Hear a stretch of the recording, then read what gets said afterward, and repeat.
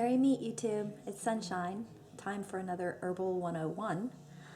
Today I thought that we would learn about calamus root.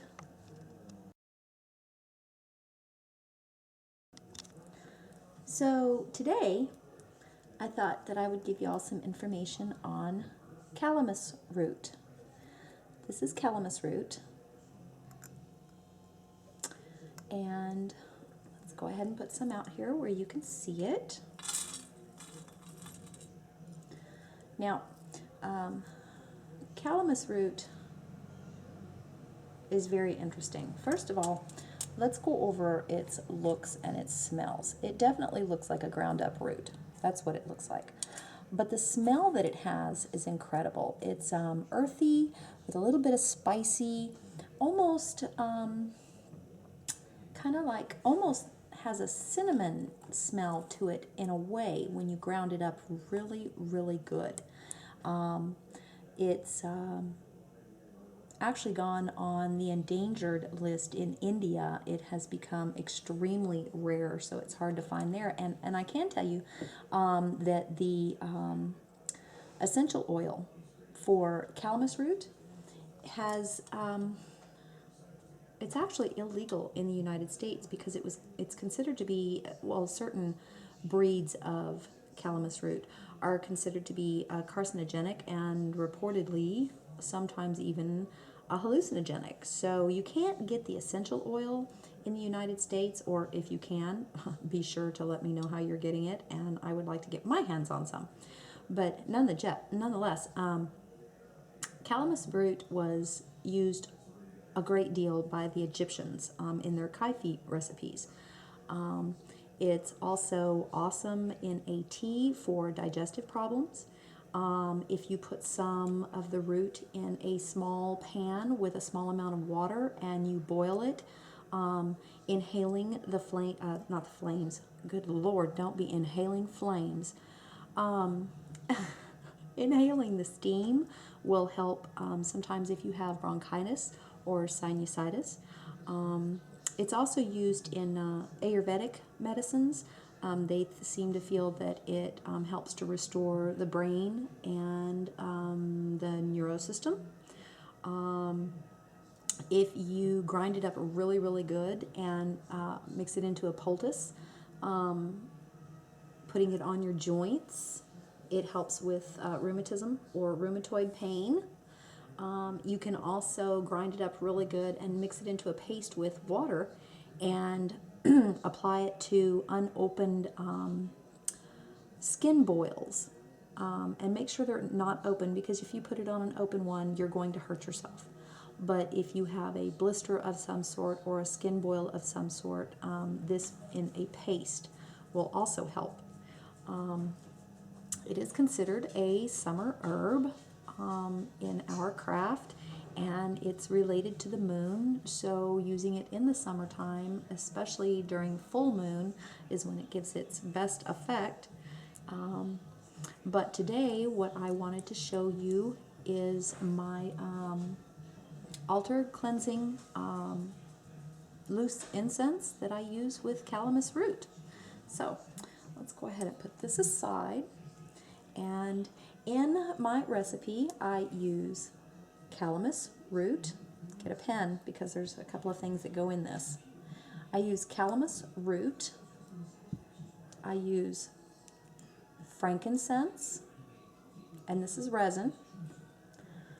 I use myrrh resin. See, myrrh resin. I use cinnamon sticks. I prefer sweet cinnamon, but it's not necessary. You can use any kind of cinnamon. That's fine. And then I also use orange blossom petals. I don't know if you can see those. Let's see if I can. Orange blossom petals, and sometimes these are not real easy to get a hold of, especially in the summertime. I mean in the wintertime. So if you get a hold of any of them in the summertime, be sure to stock up. These are definitely not easy to find. Anyway, so orange blossom, and then benzoin gum. This is benzoin gum. And what I have done is I have already ground up a great deal. Here we have the calamus root, the myrrh gum resin, the frankincense resin, cinnamon, and here I have the benzoin gum, and then I have also ground up some of the orange blossoms. And what you're going to do, let's see here, is you want to get a container that you can keep on your altar that has some sort of a small spoon, because although you can use this in pinches, this has to be used on a coal disc, and I wouldn't recommend putting your fingers too close to a coal disc, although I do sometimes. Anyway, we have, and I forgot to give you the parts. I actually have 2 parts of calamus root, 2 parts of myrrh gum, 2 parts of the frankincense, 2 parts cinnamon, 1 part benzoin gum, and 1 part orange blossom. So what we're going to do, and I'm going to see if I can get this all in this container. I usually mix this all together at once, so I wanted to keep it separate for you so that you'd be able to see it. So you're just going to mix it all together. And mind you, when you're grinding this up, and it does take a while because you're using resins, and calamus root does not grind up very easily. You definitely have to work with it. But while you're doing that, you definitely want to put your intentions into it while you're doing that. And I would not recommend using the Witchicino for this, because this is something that is going to go on your altar, and you want to make sure that you have the best intentions mixed in with it. Oh, look, now we get some light. Okay, and I'm going to put in the orange blossom, and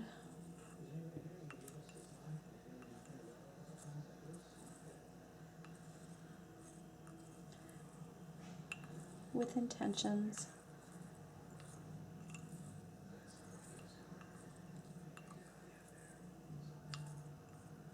So what would it be? Okay, so what you get is a mixture that looks like this. Now this can be made into cone incense. Add a little bit of water at a time and stir it up until it becomes, until it will hold form. And then let them dry, I want to say I'd let it dry for a couple of days. Nonetheless, you can do cone incense with this. But this is what you end up with. And this is what I use on my altar along with this spoon. And I will drop about that much onto a coal disc. And